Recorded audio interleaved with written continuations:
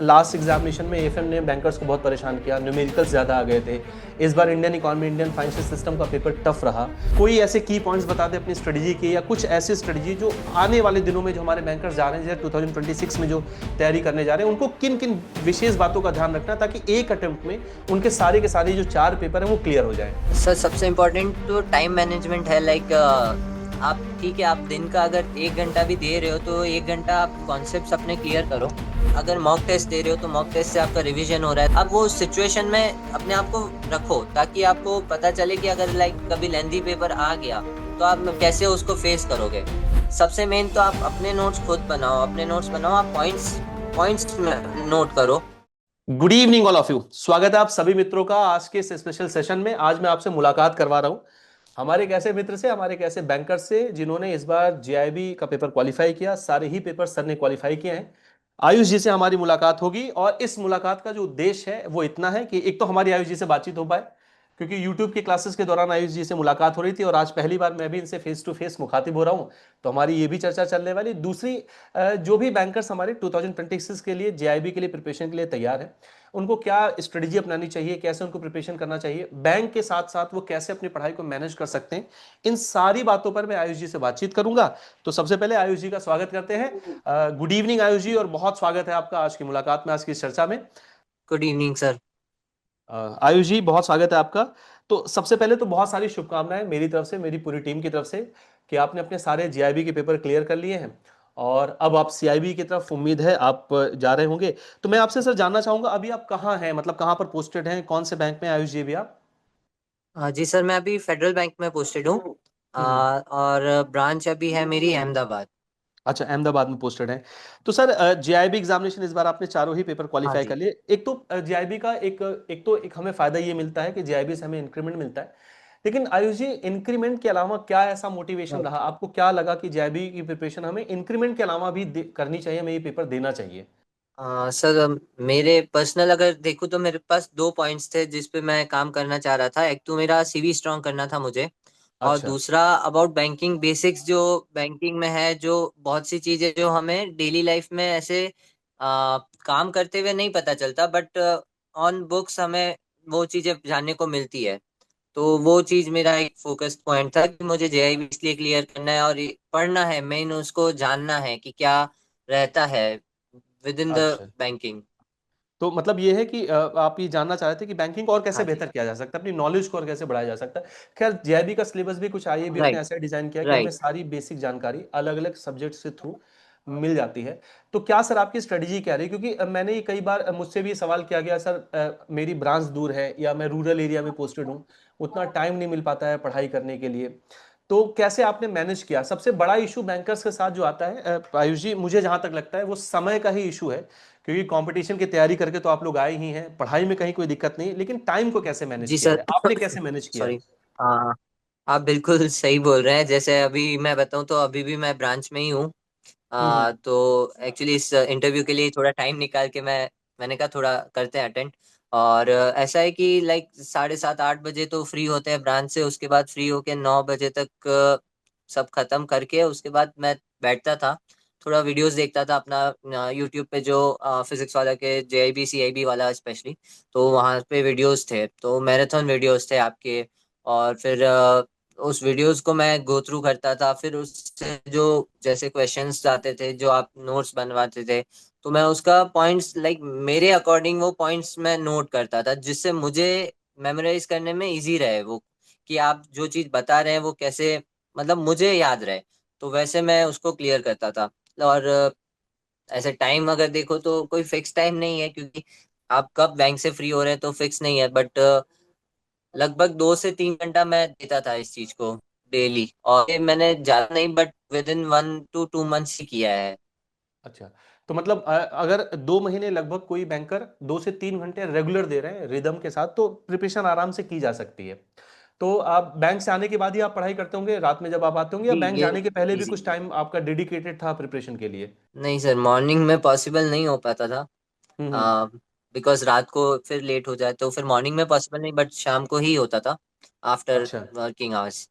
ठीक ठीक सर। तो क्या मतलब आपकी अलग अलग सब्जेक्ट, जैसे जी एएफएम लास्ट एग्जामिनेशन में एएफएम ने बैंकर्स को बहुत परेशान किया, न्यूमेरिकल्स ज्यादा आ गए थे। इस बार Indian economy, Indian financial system का पेपर टफ रहा, और टफ पेपर के बावजूद भी आपने बड़े अच्छे स्कोर के साथ अपना पेपर क्लियर किया है, तो ये अच्छी बात है। तो कैसे आपकी क्या स्ट्रेटेजी न्यूमेरिकल्स के लिए या केस स्टडीज के लिए, कुछ अलग से स्ट्रेटेजी थी, या न्यूमेरिकल्स वगैरह को कैसे प्रैक्टिस करते थे? सर, न्यूमेरिकल्स के लिए बेसिक मैं मतलब मैंने ज्यादा न्यूमेरिकल्स अटेंड नहीं करना चाहता था, क्योंकि न्यूमेरिकल्स आपका टाइम टेकिंग प्रोसेस है। तो मैं ऐसा चाहता था कि मतलब लाइक मुझे फॉर्मूलाज और क्वेश्चंस पता हो कि करना क्या है इसमें। तो सबसे बेस्ट स्ट्रेटेजी ये रही मेरे लिए कि मैंने जो गलत ऑप्शंस थे उनको रिजेक्ट करके सही पे पहुंचा, तो उससे फटाफट क्वेश्चन सॉल्व हुए। और अच्छा। जैसे फर्स्ट पेपर था, तो फर्स्ट पेपर थोड़ा मुझे लगा कि लेंदी है, और मुझे लगा कि सच में हार्ड है। बट जब क्लियर किया तब फिर मैंने जब उसके बाद रिव्यू वीडियोस देखे, तब मुझे समझ में आया कि नहीं, वो जो पॉइंट्स जो मैं बना रहा था जब प्रिपरेशन के टाइम, तब मुझे वो हेल्प किया। क्योंकि उस पॉइंट्स के वजह से आपका एक तो बेसिक क्लियर हो जाएगा, प्लस दूसरा आपको टू द पॉइंट आप पहुंच जाओगे, आपको जहां पहुंचना है आपका आंसर आपको मिल जाएगा। ठीक ठीक। तो मतलब आपको क्या लगता है कि ऐसी क्या चीज हमें प्रिपरेशन के दौरान करनी चाहिए, या कई बार हम गलती कर जाते हैं जिनकी वजह से कोई पेपर हमारा रुक जाता है, तो प्रिपरेशन के दौरान हमें क्या कर, जैसे आपको अचानक Indian economy, Indian finance system का पेपर टफ मिल गया, तो वो पेपर कठिन होने के बावजूद लेंदी क्वेश्चन थे, ट्रिकी ऑप्शंस थे, तो आप क्या मानते हैं कि पहले से जो प्रिपरेशन थी, लगातार आपने जो मॉक टेस्ट दिए या जो आपने यूट्यूब की क्लासेस देखी, उनमें जो कॉन्सेप्ट क्लियरिटी हुई, उसने आपको इस ऐसे टफ पेपर्स में मदद की? राइट सर, बिल्कुल। क्योंकि क्वेश्चंस डायरेक्ट नहीं थे। लाइक हम्म। डायरेक्ट क्वेश्चंस आते हैं तो आपको इजीली आप उससे आगे बढ़ जाते हो। पर जब डायरेक्ट नहीं होता है तो आपको लाइक क्वेश्चंस का कॉन्सेप्ट अगर पता है, क्वेश्चंस के पीछे का बेसिक क्या है, कॉन्सेप्ट क्या है, तो आप फिर वो आप जो आपका क्वेश्चन, आप उसमें वो चीज ढूंढते हो कि भाई इसका बेसिक ये है, तो मुझे इस जगह पे पहुंचना है। तो वो क्वेश्चंस लेंदी अगर है, तो उसमें भी अगर लास्ट के लाइक मेरी स्ट्रेटेजी ये थी कि मैं पहले लास्ट की 3 लाइन पढ़ता था क्वेश्चंस की, कि वो एक्चुअल में डिमांड क्या कर रहा है। उस हिसाब से मैंने क्वेश्चंस अटेम्प्ट किए। और लाइक स्ट्रेटेजी यही थी कि एक बार क्वेश्चन देखो, अगर आ रहा है तो ठीक है, नहीं तो फिर एक बार उसको स्किप कर दो, बुकमार्क कर दो और आगे बढ़ो। ठीक, तो मतलब आपका ये कहना है कि बैंकर्स के लिए अब ये जरूरी हो गया है कि थोड़ा कॉन्सेप्ट भी वो क्लियर करते चले, कॉन्सेप्चुअल पढ़ाई उनके लिए जरूरी है। पेपर अगर लेंदी बन जाएगा तो दिक्कत हो सकती है, अगर कॉन्सेप्ट क्लियर सर, नहीं है तो। सर सबसे जरूरी। अच्छा। राइट, बिल्कुल। सबसे मेन पॉइंट अगर ये जो अटेम्प्ट था मेरा, मतलब मेरा सेकंड अटेम्प्ट है ये। तो मेरा इस बार कॉन्सेप्चुअल बहुत क्लियर था, तो मेरे को कॉन्सेप्ट्स पे मैं गया था, तो मुझे बहुत हेल्प मिली। तो मैंने फर्स्ट लास्ट अटेम्प्ट जो अटेम्प्ट में। मैंने दिया था 2019 में दिया था, तब मेरा अकाउंट्स पेपर में एग्जाम्शन था, बट बाकी पेपर मेरा क्लियर नहीं हुआ, तो फिर उसके बाद मैंने दिया भी नहीं। बट इस अच्छा। बार मुझे थोड़ा था कि देना है, क्लियर करना है, तो इसलिए मैंने फिर से फाइट किया। बढ़िया बढ़िया। तो सर, इन आपकी इस पूरी प्रिपरेशन के दौरान आपने हमारी पीडब्ल्यू की, जैसा आपने बताया जेआईबी सीआईबी की मैराथन क्लासेस आपने अटेंड की, तो ये जो मैराथन क्लासेस हैं जो 1 वीक पहले हम रन करते हैं और लगातार हम एमसीक्यूज की क्लासेस करते हैं, पीडब्ल्यू की मैराथन क्लासेस ने आपकी इस प्रिपरेशन में या इस एग्जाम को क्लियर करने में कैसे मदद की? क्या आपको बेहतर दिखा पीडब्ल्यू की मैराथन क्लासेस में, क्या सर लाइक अप्रोच में क्या चेंज आया? अप्रोच जैसे मैं अगर बताऊं, तो मैं जैसे 2-3 वीडियोस और भी देख रहा था मैं, जो और भी जैसे प्रोवाइडर है, तो उनके वीडियोस मैंने देखे। तो ऐसा सीन था कि लाइक पीडब्ल्यू के जो जो एमसीक्यू वाले जो वीडियोस थे, उसमें हम्म जैसे आप अगर कोई एक क्वेश्चन पूछ रहे हैं, तो उस क्वेश्चन के 4 ऑप्शंस है। उस हम्म 4 ऑप्शन, आप ऐसा नहीं कि जो ऑप्शन करेक्ट है उसी को लेके आगे चलो। आपने चारों ऑप्शंस को एक्सप्लेन किया कि भाई ये ऑप्शन क्यों गलत है, ये ऑप्शन क्यों गलत है, ये ऑप्शन क्यों गलत है। उसके बाद फिर चौथा ऑप्शन जब सही है तो वो सही हुआ, उसके बाद एक नेक्स्ट स्लाइड आती थी। नेक्स्ट स्लाइड में उसके जो सारे पॉइंट्स थे, बेसिक कॉन्सेप्ट्स थे, वो सारे मेंशन किए हुए थे। तो उससे एक तरह से पूरा टॉपिक रिवाइज हो जाता है। तो हम्म। वो बहुत एक हेल्पफुल था।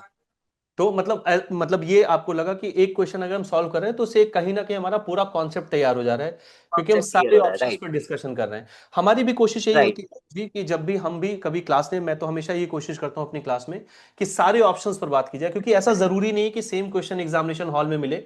तो अगर हम सारे ऑप्शंस पर राइट। भी ठीक से डिस्कशन करते जाएंगे, तो कई सारे बैंकर्स होते हैं आयुष जी जो टाइम कम होने की वजह से पूरा कॉन्सेप्ट नहीं पढ़ पाते हैं।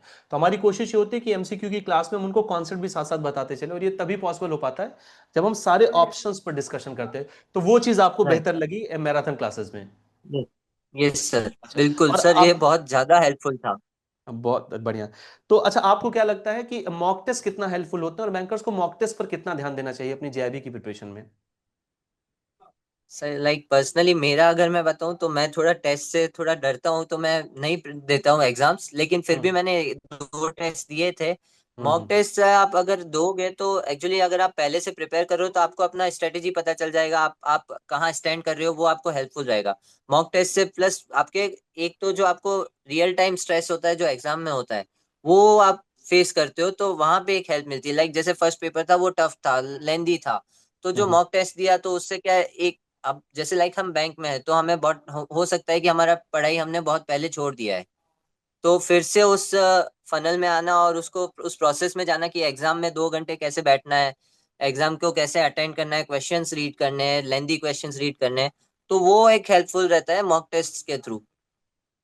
तो मॉक टेस्ट इसलिए भी जरूरी, हाँ बिल्कुल सही कह रहे हैं सर। एक तो हमारा एक होता है ना कि हम एग्जाम के माहौल में एक बार पहले ही प्रैक्टिस कर चुके होते हैं, तो एग्जामिनेशन हॉल में हमें उतना प्रेशर फील नहीं होता है और हमारी स्पीड यस। पर इसका बड़ा पॉजिटिव इंपैक्ट आता है, हमारी स्पीड अच्छी होती है। जैसे आपने एक बहुत अच्छी स्ट्रेटेजी बताई कि आप लेंदी क्वेश्चंस के लास्ट के 3 लाइंस पढ़ लेते थे, उससे क्या होता था, क्वेश्चन का आइडिया समझ में आ जाता था, या यह हमें समझ में हाँ। आ जाता है वो क्या पूछ रहा है। तो वो क्वेश्चन में हमारी स्पीड बढ़ जाती है, और ये जो आपकी स्ट्रेटेजी है ये अमूमन मैंने देखा तभी आ पाती है जब हम थोड़ा मॉक पे प्रैक्टिस करते हैं। तो ये प्रैक्टिस राइट। करने से आता है और उसका फायदा भी आपको मिला। बहुत बढ़िया। तो राइट। जाते जाते मैं आयुष जी आपसे बस एक चीज ये चाहूंगा कि कोई ऐसे की पॉइंट्स बता दें अपनी स्ट्रेटजी के, या कुछ ऐसे स्ट्रेटजी जो आने वाले दिनों में जो हमारे बैंकर्स जा रहे हैं, जैसे 2026 में जो तैयारी करने जा रहे हैं, उनको किन किन विशेष बातों का ध्यान रखना है ताकि एक अटेम्प्ट में उनके सारे के सारे जो 4 पेपर हैं वो क्लियर हो जाए। सर सबसे इम्पोर्टेंट तो टाइम मैनेजमेंट है। लाइक आप ठीक है, आप दिन का अगर 1 घंटा भी दे रहे हो तो 1 घंटा आप कॉन्सेप्ट्स अपने क्लियर करो। आपके कॉन्सेप्ट्स अगर क्लियर हो जाएंगे तो आप लाइक आपका पूरा वो चैप्टर क्लियर हो जाता है, तो आपको इजी रहेगा। उसके बाद आप लाइक एग्जाम अगर मॉक टेस्ट दे रहे हो तो मॉक टेस्ट से आपका रिवीजन हो रहा है, तो मॉक टेस्ट आप जरूर ट्राई करो कि मॉक टेस्ट लाइक आप वो सिचुएशन में अपने आप को रखो, ताकि आपको पता चले कि अगर लाइक कभी लेंदी पेपर आ गया तो आप कैसे उसको फेस करोगे। लाइक मेरा पर्सनल एग्जांपल बताऊं, मेरा जब मेरा सेकंड पेपर था, सेकंड पेपर में हमारे वहाँ पे लाइक आधे घंटे के लिए नेटवर्क चला गया था, तो हमारा पेपर 9:30 शुरू होने वाला था, वो पेपर शुरू होते होते 10:15 बज गए थे। तो वो एक पैनिक सिचुएशन थी, अचानक नेटवर्क चला जाना और सबका फिर, तो वो मॉक टेस्ट से आपको इजी रहता है कि लाइक ठीक है, हो जाएगा, आपके पास टाइम है, 2 घंटे लेट चालू हुआ है बट हो गया है। तो वो एक मॉक टेस्ट से आपको हेल्प मिलती है। प्लस आप सबसे मेन तो आप अपने नोट्स खुद बनाओ, अपने नोट्स बनाओ, आप पॉइंट्स पॉइंट्स नोट करो। लाइक आपको जैसे इजी रहता है रिमेम्बर करने के लिए वो चीजें आप करो। लाइक कौन सा टॉपिक आपको हेल्प करता है, और जिस टॉपिक में आपको लग रहा है कि भाई ये बहुत डिफिकल्ट है या ये मेरे से नहीं हो रहा, तो स्किप करो उसको, बिकॉज जितना आपको आता है उससे भी आप पेपर क्लियर कर सकते हो। हम्म। तो मतलब ये है कि अभी हमारे जो बैंकर्स हैं उन्हें एक तो समय से अपनी तैयारी शुरू कर देनी चाहिए, कॉन्सेप्ट पर वो ज्यादा यस ध्यान सर। दें, और एक रिदम बनी रहे। अब अगर 1 घंटे भी आप पढ़ रहे हैं तो वो रेगुलरिटी होनी चाहिए, वो 1 घंटे आप फिर रेगुलर पढ़ें। यस। मॉक टेस्ट बहुत इंपॉर्टेंट है, आपका कहना है मॉक टेस्ट दें। और मैराथन क्लासेस वगैरह भी, जैसा कि आपने मैराथन क्लासेस देखी सारी और पेपर आराम से क्लियर हो, तो मैराथन क्लासेस देखते रहे। अब लगातार वो एग्जाम की प्रिपरेशन में बने रहें, और टाइम थोड़ा सा मैनेज करना जरूरी है और बैंकर्स के लिए इंपॉर्टेंट हो हाँ भी सर। जाता है।